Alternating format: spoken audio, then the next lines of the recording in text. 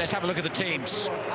Scotland have built their success around a group of outstanding young players like Alan Hutton of Rangers and Scott Brown of Celtic, integrated with the vast experience of men like David Weir, Gary Naismith and Barry Ferguson. No real individual stars in their lineup, just a strong team ethic and a desire to play in those famous blue jerseys.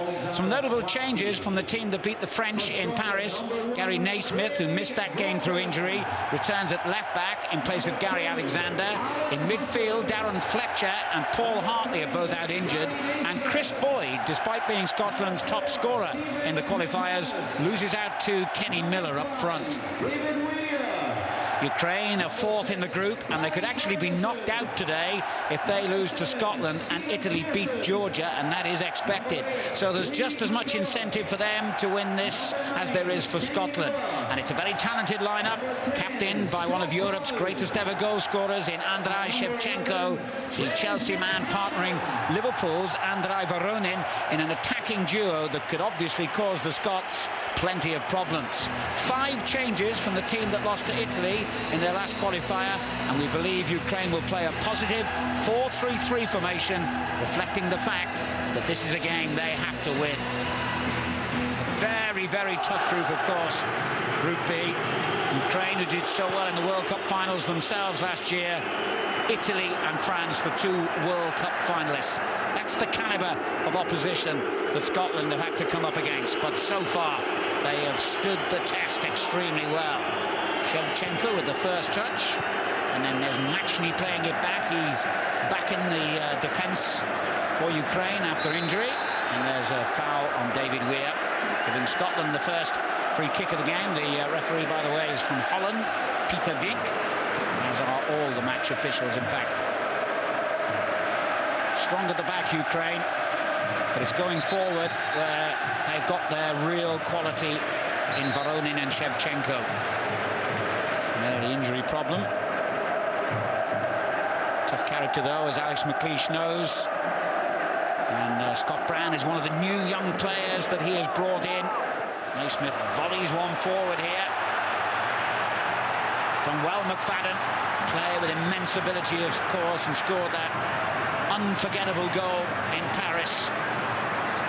They've called it the greatest goal in Scotland's football history.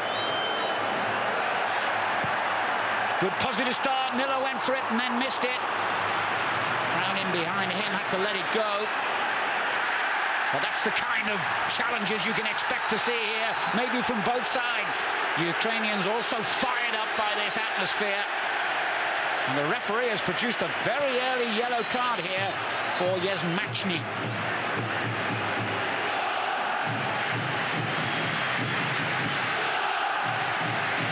Interesting that the Dutch official has seen fit to make a caution so early in the game against a very experienced player, Matchney, capped over 60 times by his nation.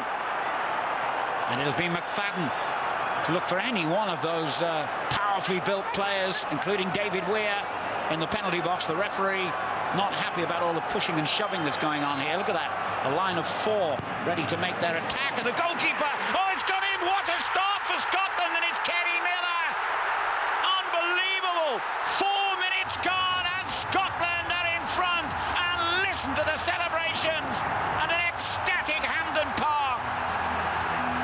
Well, the goalkeeper has to take some of the blame here. He came for that, he tried to punch it, he got there too late, and Kenny Miller applied the finishing touch right in front of him. A dream start for Scotland. And Miller's 8th goal in his last 13 internationals. They can hardly believe it either. Well, you talk about the perfect start, but beat that. You couldn't script it. You really couldn't. And he's a player in hot form at the moment, Miller. Back down in England, of course, playing for Derby County in the Premier League, and he scored a couple of goals early on for them as well. Well, the atmosphere was white hot before the kickoff. Now, it's just incredible here. And Ukraine have got to pick themselves up off the floor so early on. Shevchenko with the free kick. If it carries on in this vein, we're in for some international here. Chigrinsky will leave that one to Nezmachny. I don't think Voronin, the Liverpool players, had a touch of the ball yet, by the way. Scotland have started like a train here. But they've got to be careful they don't get too carried away by the start that Miller's goal has given them and this incredible atmosphere. He's the coolest man around still. He's played in all the qualifiers for Scotland, the former Hearts goalkeeper. Well, at any level of the game, set pieces are all important, and we've seen evidence of that again here. Scotland in the lead thanks to one, but Shevchenko taking Ukraine forward here. Chelsea fans must be wondering, why doesn't he display this kind of form for us? He's available again here, but so too is Yazurtsky down the right. Oh, well, did he get a touch to that, Craig Gordon? I don't think so, but in any case, it was a very near thing. And we've seen plenty of evidence already of how many skillful players they have in their lineup here. Just flashed his hand up at that effort from Gussier, but I don't think he made contact. However, the corner has been given, so the referee obviously thought he did. Voronin's corner. And Scotland certainly had a scary moment then. Their lead almost wiped out straight away, but great running from McFadden. And men over as well. It's been really open the opening few minutes here. Both teams going for it and some tackles going in. Scotland get the benefit of the referee's opinion again. Foul on McFadden this time. Well, it's been a real cup tie start. Isiev with the latest free kick, and that's quickly followed by another one. Ridiculous challenge from the back on Miller. And I'm sure the Ukraine players will not be happy at all these early free kicks going against them, but how can you complain when you make a tackle like that? Chigrinsky, the guilty man. Scotland's first free kick led to a goal, and the keeper here, Shovkovsky, was all over the place on that. Harry Ferguson and James McFadden discussed the possibilities. Miller, the goal scorer, in amongst that 5-6 man wall. Well, they got up their sleeves here. Well, they weren't expecting that, Ukraine. Look at the space again. Oh, it's another fantastic goal. Scotland are in dreamland here. McCulloch finds the net with a brilliant long-range effort, and with less than 10 minutes gone, Scotland lead Ukraine by 2-0. But the defending here was virtually amateurish. Look at the room he had. It was a clever free kick from Ferguson, but you should not have that kind of space in the penalty area. And this time the goalkeeper had no hope. No one near him, quite literally. And Lee McCulloch, now with the Rangers, curls it home to set off another almost disbelieving celebration on the Scotland bench. Well, this is a staggering start. Oh, it's a good run here from McFadden. Just overrun it perhaps in the end. Shevchenko's header. Time for a handball there against Borobi. And the claim upheld by the referee. Plays for Dnipro, who were recently knocked out by Aberdeen in the UEFA Club. In fact, Scottish football is on a real high at the moment, with Aberdeen's success against his club team, and Rangers and Celtic beating Lyon and Milan respectively in the Champions League, plus the national team's exploits. It's a great time to be a Scottish football fan. Harry Ferguson, Rangers man doing well. Oh, it's a good ball as well for Brown. He's always available there. Ferguson normally uses it well. It's a great little build-up play again by Scotland. Excellent football.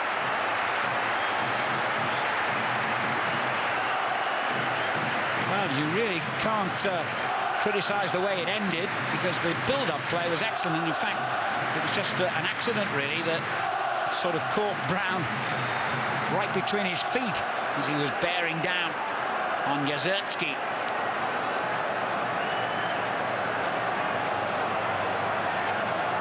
Ferguson's corner. McCulloch, one of the threats, and McManus, the big central defender, and the goalkeeper again has come out, and I don't think he got anywhere near that with his attempted fist clear.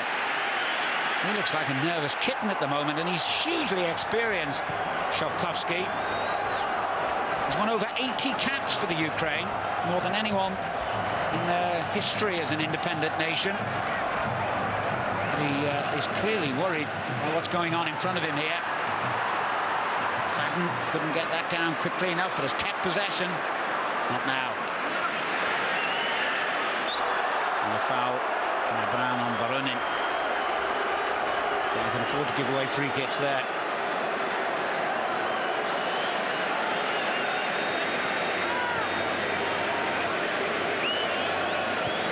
Midway through the first half of this Group B European Championship qualifier.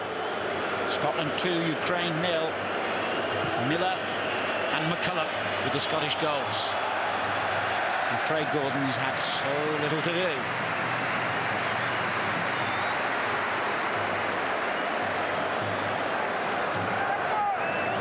Experienced coach Blockine, 4 years he's been in charge of Ukraine now, but he's not faced too many tasks more difficult than this.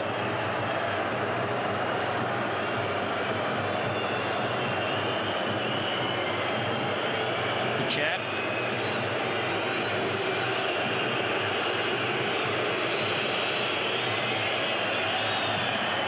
Manus had plenty of time to go and meet that. And a good old-fashioned pump forward. Nothing wrong with that when the occasion demands.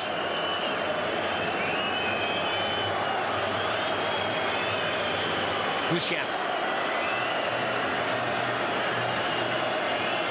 Voronin. Harried by Ferguson, but they've kept possession well here, Ukraine. The final ball has not done them any favours as yet. They've had Kislev. There was a claim for a handball, but it's been thrashed into the net anyway, and they're back in it. Or are they? Wait. The whistle has gone. But the goal will stand by the looks of it. There was a claim for a handball before Shevchenko fired it into the roof of the net. Let's have another look here. Oh, it was. Well, it didn't matter anyway, because the referee quite rightly let play go on, seeing that there would be a likely advantage. Shevchenko took no risks and just hammered it into the back of the net anyway. And Ukraine are back in it here. What a match this is proving to be. And Shevchenko's incredible record goes on. 35 goals in 77 internationals for his country.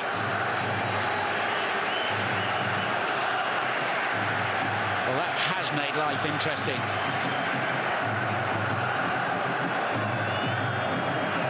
In a way, you could argue that Scotland have had a result there, because if the penalty had been given, the defender, who had handled the ball quite clearly, might well have been sent off. OK, they've conceded a goal, but they've still got 11 men out there.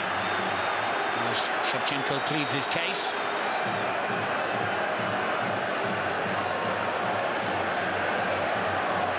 Just the man you want. So good in possession. Plays it simple, plays it straightforward. It was let down then by Hutton's rather sloppy ball. He's got it back though, the Scottish captain. Miller's hardly seen the ball, apart from putting it in the back of the net once.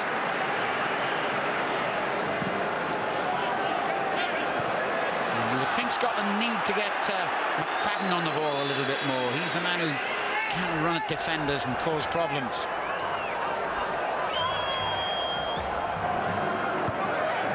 Voronin heading it back to Nezmachny. And this time, Brown says to the linesman, that is our throw, and you can't argue. And he doesn't. I think they just want to slow it down a little bit here if they can, Scotland. Here goes McFadden. Looking for the return ball, but it's not going to come his way yet. Hassan. Suddenly it opened up for the fullback. Now, big shout for a penalty, but nothing given. Very strong claim here. Well, I tell you, you have to say, from that angle, it looked a good claim. Barobi clearly caught Hutton's foot, and I think Scotland have been very unlucky there.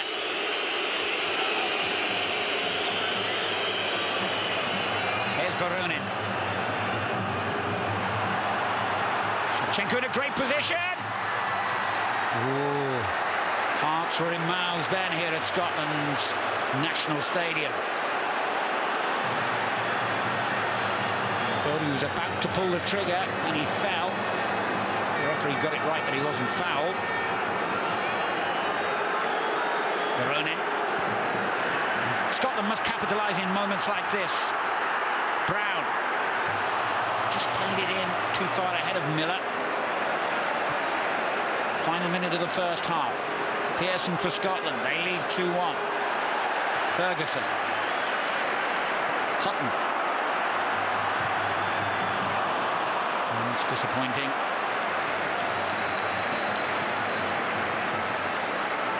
Now then, did he have his feet clipped here? Shevchenko took up a perfect position, and just as he was about to shoot, the tackle came in. Naismith caught him all right, and you could argue, really, having seen that replay, that both teams should have had a penalty. I don't think he got anywhere near the ball, Naismith, who of course handled just before Shevchenko scored.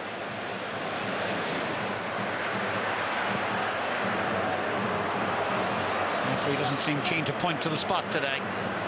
3 minutes of stoppage time at Hampden Park.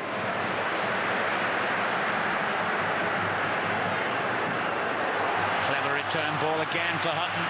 Just knocked it out of his feet and knocked it too far, but he might have won a corner, did he? Now, who did that come off? He has.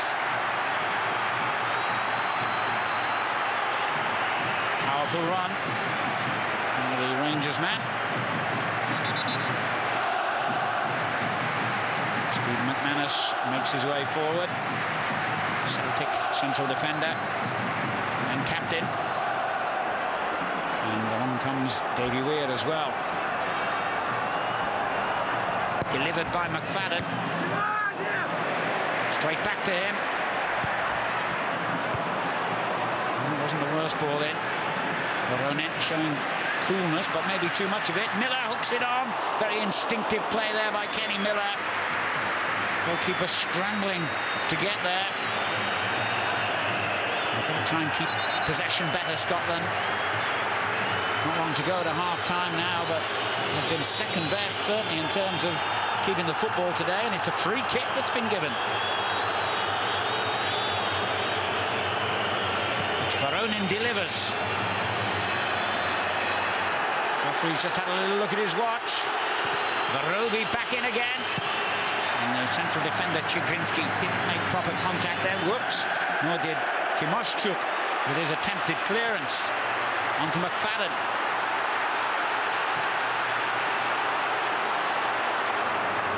Timoshchuk trying to force it away from him, but he's done well again, McFadden. Now he goes down, and the referee says goal kick. He doesn't want to give a penalty, does he?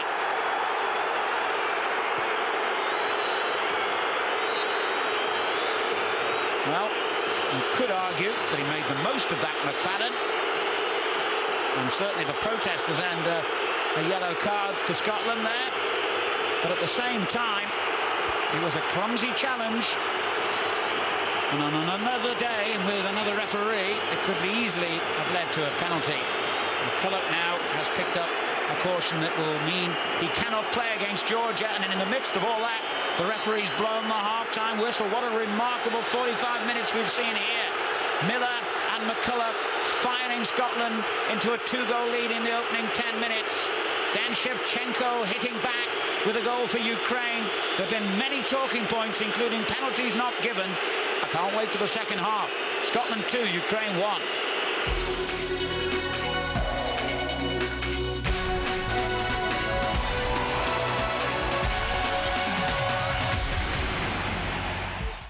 They're shooting down. Want to take the first shot? Some Wild West tales.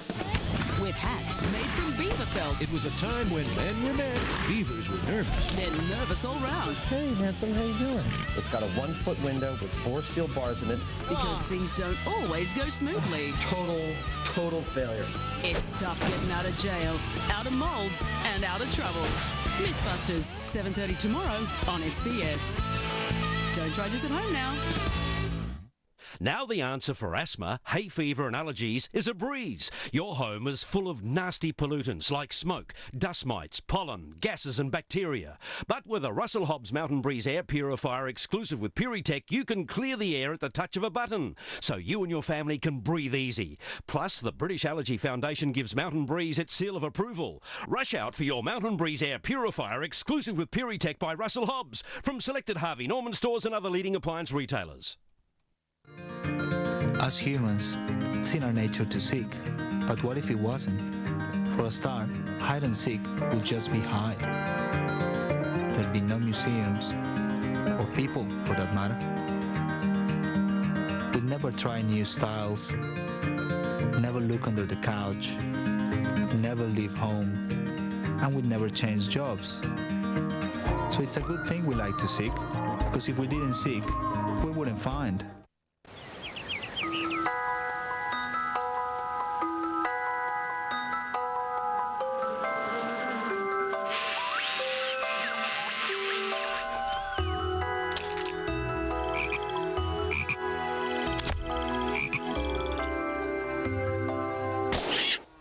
You can tell when it's not all natural. New Nestlé All Natural Yogurt. Blended with real fruit. Nothing artificial. You can taste the difference.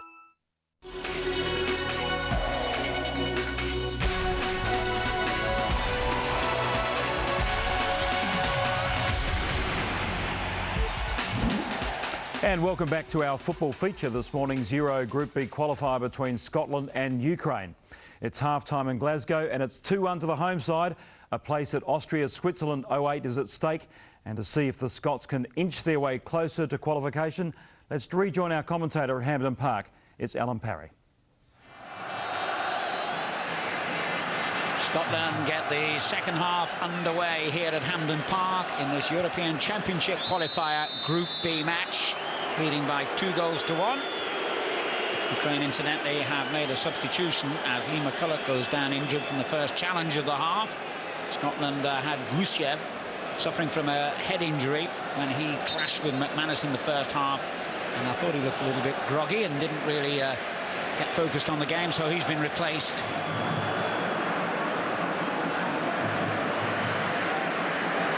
Hutton, who might well have had a penalty. Brown trying a clever trick there, but it's not paid off. Now he's got to backtrack very quickly. Fortunately, it went straight to McManus, wearing a head bandage from his first half collision with Gusiev.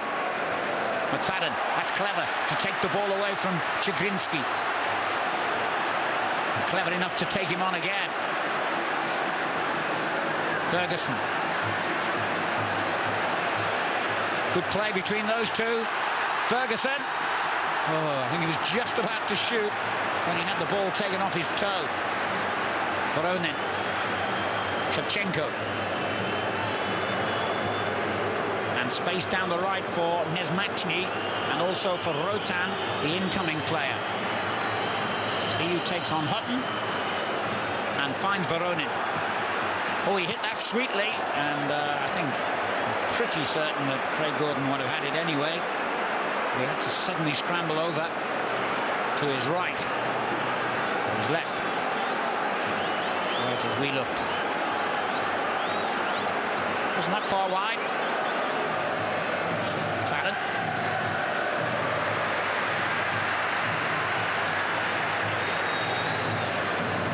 And Ferguson loses out. Voronin. More space suddenly opens up in the middle of the field here for Varobi. It's a clever ball in as well. Voronin shot. Oh, he was at full stretch to keep that one out. And the danger hasn't gone yet. Galadki. Yazertsky. Anxious moments these for Scotland. And in the end, they breathe a sigh of relief. But you have to say that's been the pattern of the game from about 20 minutes before half-time and right at the start of this second half, that Ukraine are getting closer and closer.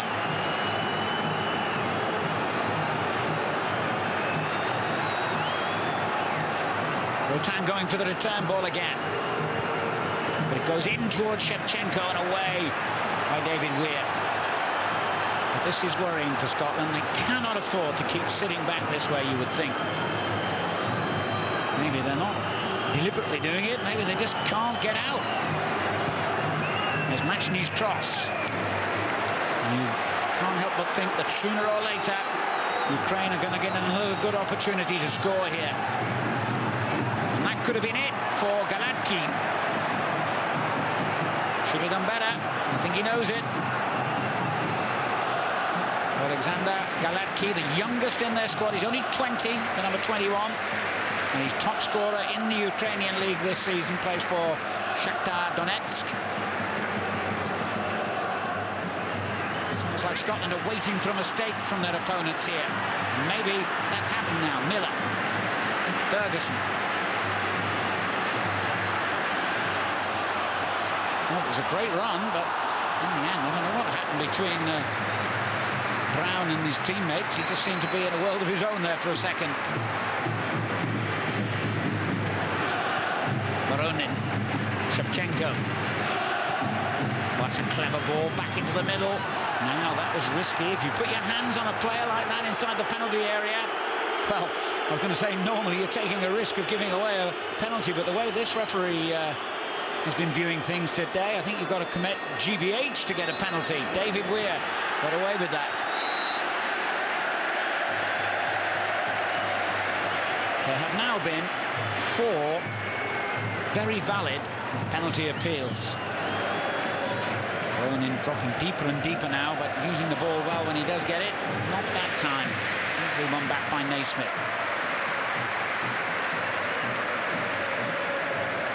Ukraine have won 4 of their 8 ties so far, drawn 1 and lost 3. Their defeats against Italy, home and away, and France away. They play France at home in their final group game in November. This game, and indeed this whole group, so unpredictable now.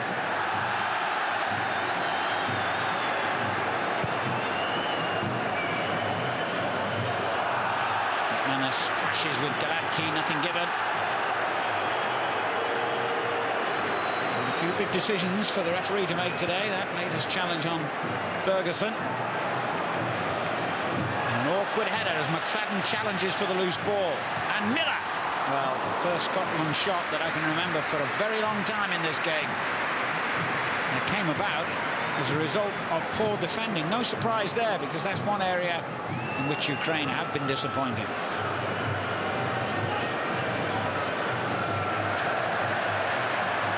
Back come the Scots again. Well, that's a lovely through ball for McFadden. Is this the moment? It is! The hero of Paris is now the hero of Hampden, and Scotland's 2-goal lead is established again. Well, I said it would take a mistake by Ukraine and a bit of decisive finishing by Scotland, and that's exactly what happened. And you can't get much more decisive than that. Wonderful goal by James McFadden, who's now scored in each of his last 3 internationals. Relief as much as anything on the face of Alex McLeish. That surely the crucial goal of this game. And McFadden has now scored 13 times in 35 international appearances for his country. A very impressive record for a player who, certainly at club level, is not regarded as an out-and-out striker, not by any means. Well, you can reach out and touch the relief now around Hampden.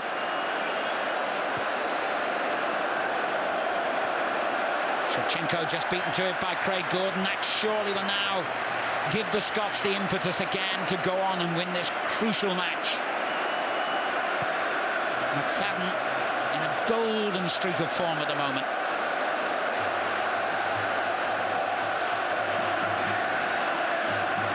It's a good Scotland counter-attack.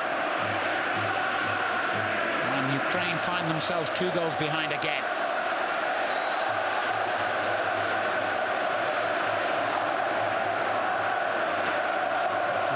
Shirts are forward, but they've got to really go for it now, because I mentioned in the first half Ukraine could actually go out today if the results go against them, and this one looks as though it's going to. And we're back to the kamikaze tactics of early on here, with both sides going for it now. Oh, that's a bad challenge. Referee will have to act here. Just a yellow card, and I think quite a few of the crowd were expecting a red for Rotan. Wasn't that bad, I don't suppose. No, it wasn't that good either, was it? Another yellow card. That's 1, 2, 3, 4 now that Ukraine have picked up.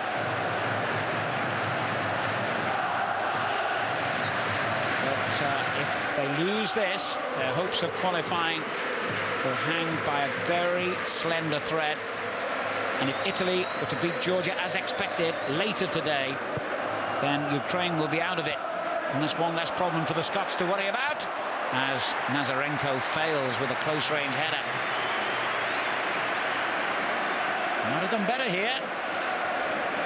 Long way out for a header, admittedly.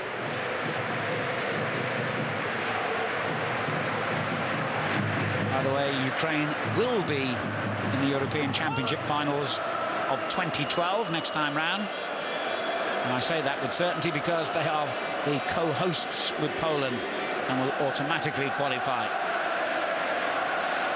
That will seem a long way away to these players at the moment, especially some of the older ones.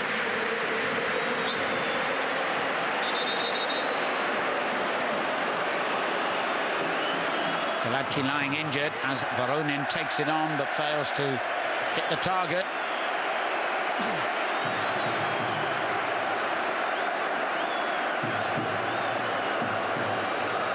Quickly taken free kick, and it wasn't taken from the right place either. But Scotland survive.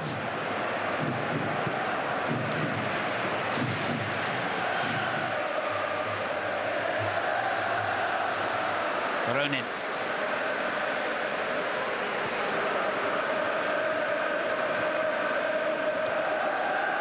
Rotan. Scotland know that they're in control of things at the moment.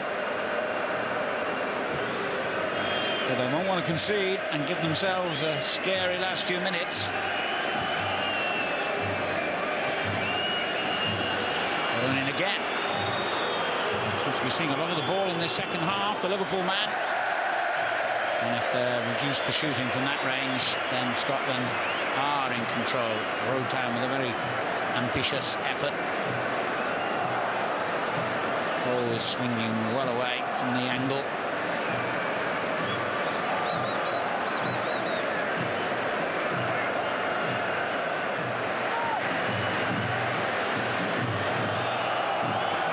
We started the game nervously, the goalkeeper Shovkovsky, and he's ending it in a similar fashion.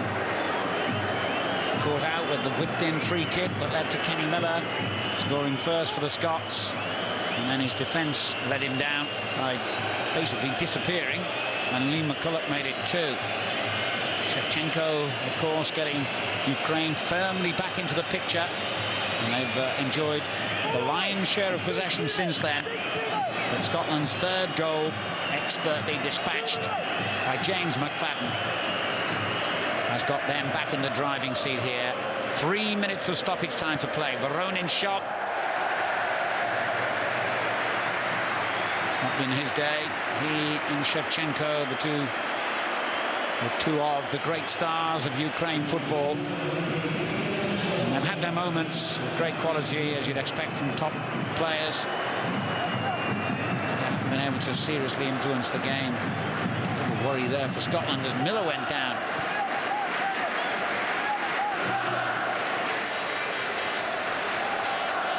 Chigrinsky. Nesmachny.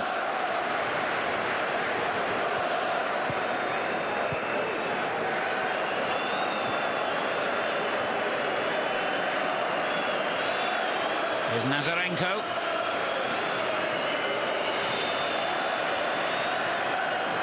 And Shevchenko looks in dismay at his colleague for not picking him out.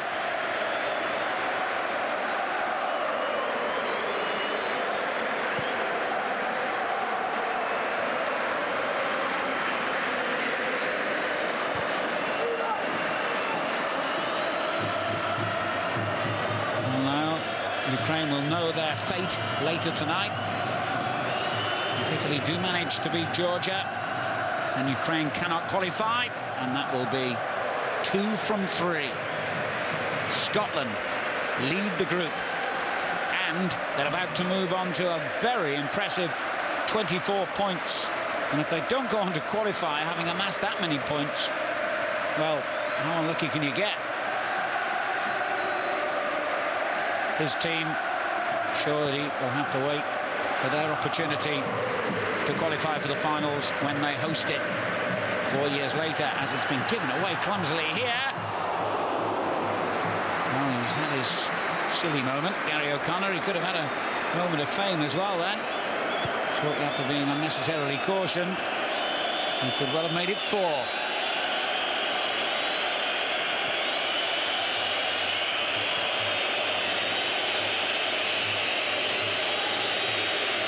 Thousands of amateur whistlers beseeching the referee to blow the only whistle that matters now.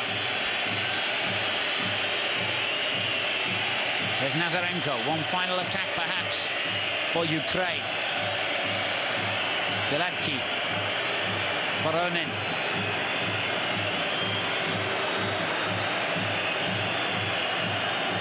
Nazarenko's back heeler, I would think, would bring to an end Ukraine's resistance. And there's the final whistle. Scotland are on the march. They've done it again. They've followed up that magnificent victory against France in Paris by beating Ukraine here and staying on top of the group. And here today at Hampden Park, Scotland have beaten Ukraine by 3-1. Alan Parry calling the action in Glasgow, where Scotland moved a step closer to a place in Austria and Switzerland next year. Now, elsewhere in Group B, the 2006 World Cup finalists Italy and France were both victorious as they kept their hopes of qualification alive. The Azzurri saw off Georgia 2-0, while Les Bleus thrashed the Faroe Islands by 6-0. So to the goals now, first from Genoa, and Italy were unbeaten in 7 matches. As they went into this contest, Andrea Pirlo, whose trademark is the free kick from long range, scored his 7th international goal, absolutely bamboozling Lamea in the Georgian goal. Luca Toni's been in great form. He set up Fabio Grosso for Italy's 2nd, and 2-0 was a comprehensive result. Well, France only arrived in the Faroe Islands 3 hours before kickoff, because their flight was delayed through fog. Anelka scored first. Ribéry was absolutely synonymous with most of the goals, with Henry breaking Platini's goal-scoring record for Les Bleus, 41 goals. Karim Benzema then made it 3-0. Rothen picked out the top corner for 4-0 for France, so Les Bleus were on their way. And Henry then turned provider. Benzema, who's been scoring at will for Lyon this season. And then Hentafe scored for France. So there's the table. Scotland just ahead of Italy, with France in 3rd place. Ukraine now out of contention in Group B.